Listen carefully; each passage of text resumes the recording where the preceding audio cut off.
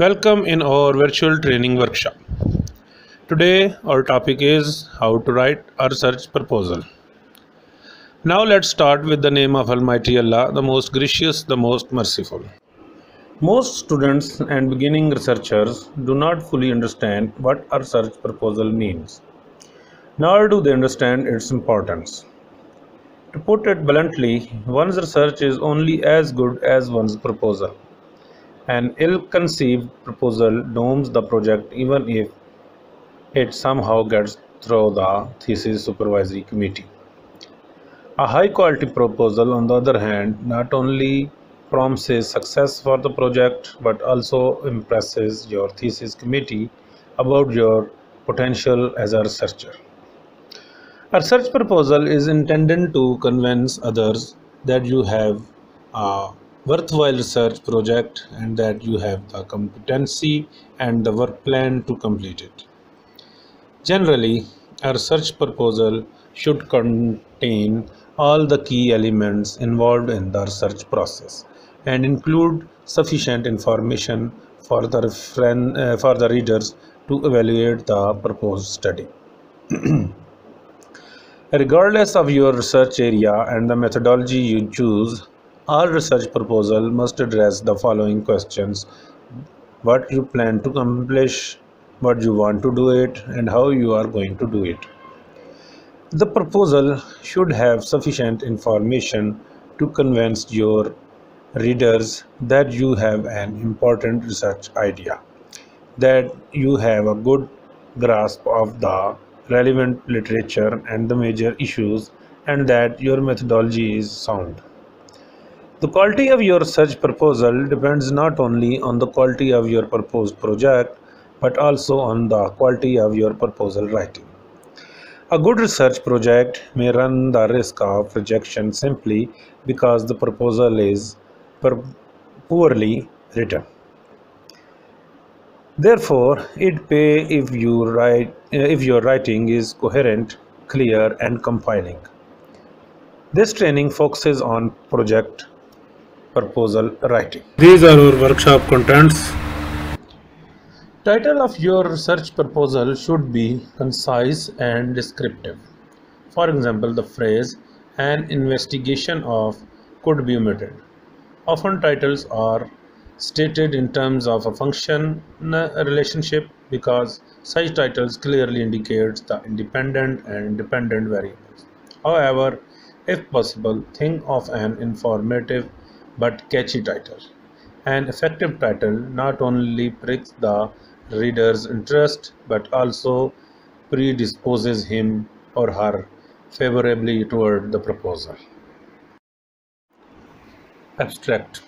Abstract is a brief summary of approximately 300 words. It should include the research questions, the rationale for the study, the hypothesis if any, the methods, and the main findings. Description of the methods may include the design, procedure, the sample, and any instrument that will be used. Introduction. The main purpose of the introduction is to provide the necessary background or context for your research problems. How to frame the research problem is perhaps the biggest problem in proposal writing. If the research problem is framed in the context of a general, rambling literature review, then the research question may appear trivial and uninteresting.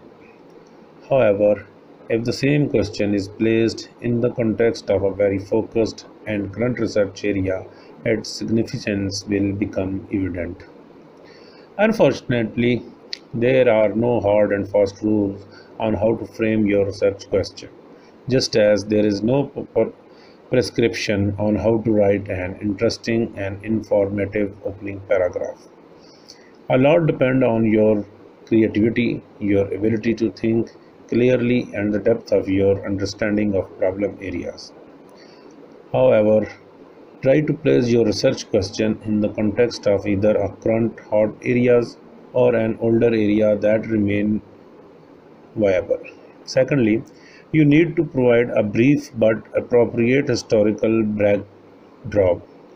Thirdly, provide the contemporary context in which your proposed research question occupies the central stage. Finally, identifies key players and refer to the most relevant and representative publications. In short, try to paint your research question in broad brushes and at the same time bring out its significance. Literature review. Sometimes the literature review is incorporated into the introduction section. However, most professors prefer a separate section which allows a more thorough review of the literature. The literature review serves several important functions. Number one, literature review ensures that you are not reinventing the wheel, but you are conducting a new study. Number two, it gives the full credit to those who have laid the groundwork for your research. Number three, it will not only help you to demonstrate your knowledge of the research problem, but also demonstrate your understanding of the theoretical and research issues related to your research questions. Number five, main function of literature review is to show your ability that you critically evaluate relevant literature. Number six, it means that it indicates your ability to integrate and synthesize the existing literature. Number seven, it will provide a new theoretical insight or develop a new model as the conceptual framework for your research. Number eight, it will help you to convince your readers that your proposed research will make a significant and substantial contribution to the literature. Most students faces following problems regarding literature review. Their literature reviews lacking organization and structure, focus, unity and coherence, they being repetitive and verbose, failing to cite influential papers, failing to keep up the recent development, failing to critically evaluate cited papers, citing irrelevant or trivial references and depending too much on secondary sources. Your scholarship and research competencies will be questioned if any of the above applies to your proposal. There are different ways to organize your literature review. Make use of subheadings to bring order and coherence to your review. For example, having established the importance of your search area and its current state of development, you may devote several subsections on related issues as theoretical model, measuring instrument, cross-cultural and gender differences, etc. It is also helpful to keep in mind that you are telling a story to an audience. Try to tell it in a stimulating and engaging manner. Do not bore them because it may lead to rejection of your worthy proposal. Methods. The method section is very important because it tells your research committee how you plan to tackle your research problem. It will provide your work plan and describe the activities necessary for the completion of your project.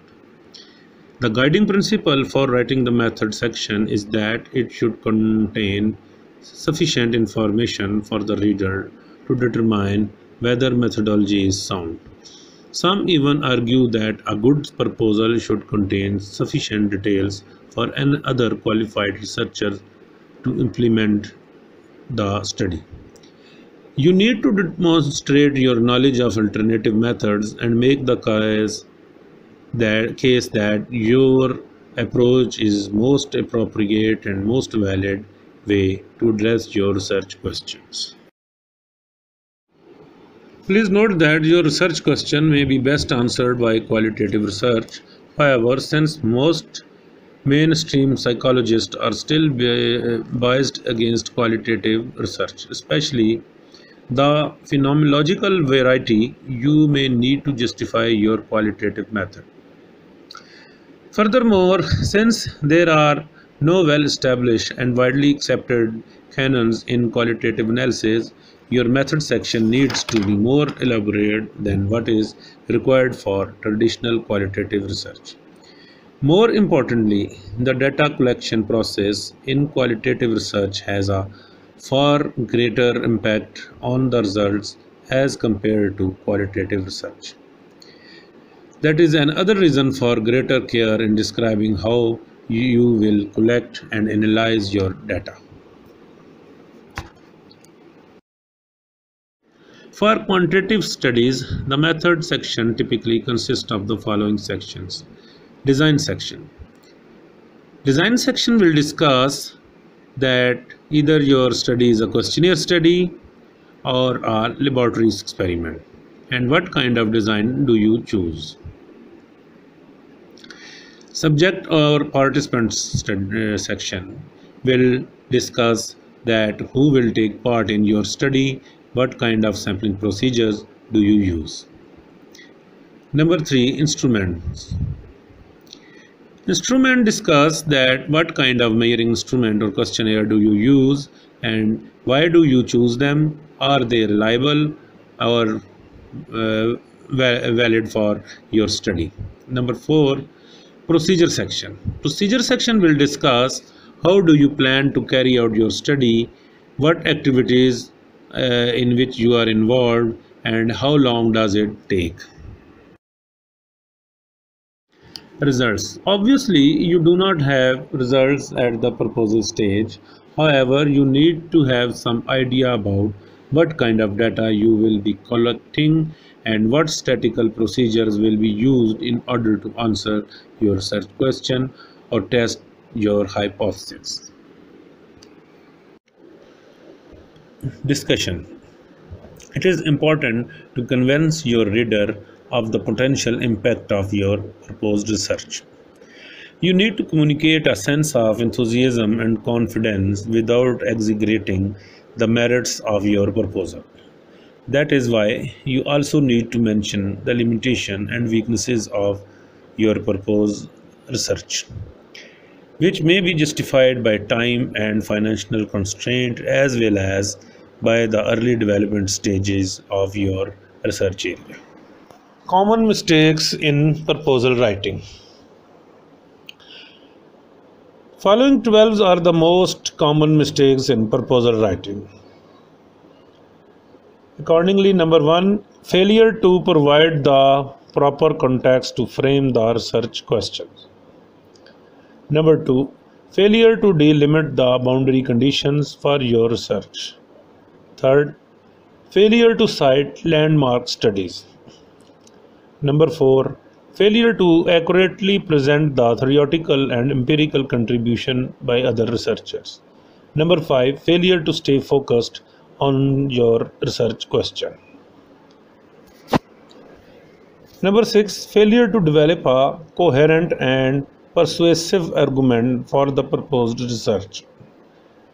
Next, too much detail on minor issues but not enough detail on major issue. Next, too much rambling, going all over the map without a clear sense of direction. The best proposal move forward with ease and grace like a seamless river. Number 9, too many citation lapses and incorrect references. Number 10, too long or too short. Number 11, failing to follow the appropriate referencing style. Number 12, slooping writing. Thank you very much. Here we finish our research proposal training. We hope that you enjoy much and learn a lot of new things with us. We are waiting for your feedback. For more trainings and upcoming lectures, please subscribe our YouTube channel.